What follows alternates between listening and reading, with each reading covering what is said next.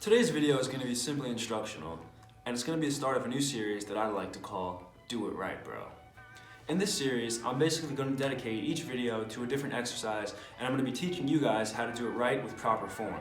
The inspiration behind this series is because oftentimes I'm in the gym and I see guys doing exercises and they're just doing it wrong, and I'm thinking to myself, if only they knew how to do this exercise right, they would be making so much more progress. So with that being said, let's get into the video.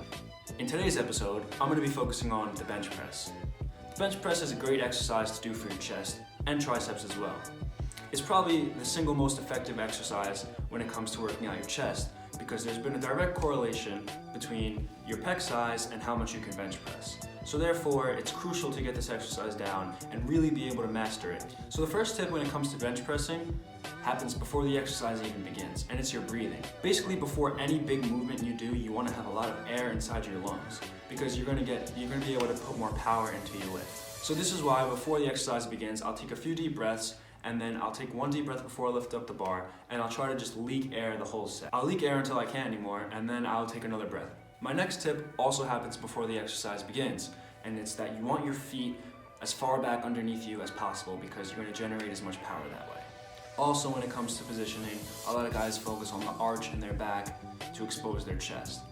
So basically, the idea behind the arch in the back is that what it does is it kind of makes the movement more of a decline bench press, and it shortens the range of motion, so it's going to be a lot easier to bench press.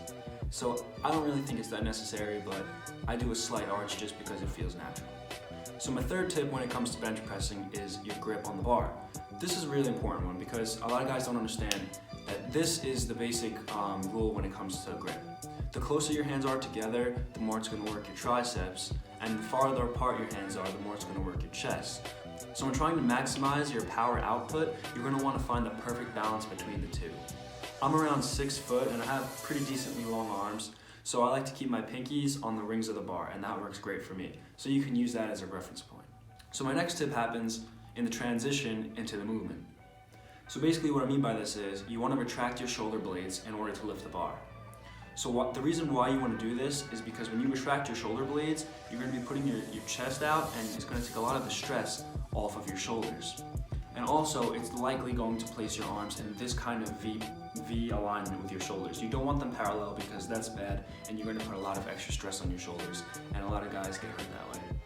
Also, when you align your arms the right way, you're going to be focusing more on your chest, and you're not going to be hitting front delts as much as you would when your shoulders are protracted. The next tip when it comes to form is going to be that you don't want the bar to be stopping in mid-air. This is something I used to do a lot when I was a kid because I didn't understand that it's kind of actually working against me, but instead you want to actually use your chest as a natural stopping point. With that being said, don't take it out of proportion and slam the weight into your chest. You want to kind of do it gently and just use it as a pause. Okay guys, the last tip when it comes to bench pressing is you don't want to be rushing the weight down and rushing it back up. Basically, you want to control the negative portion of the movement. So you want to go as slow as you can on the way down, and then you want to explode up, and that's how you're going to get the most benefit from the exercise. So when you put all those things together, it should look something like this.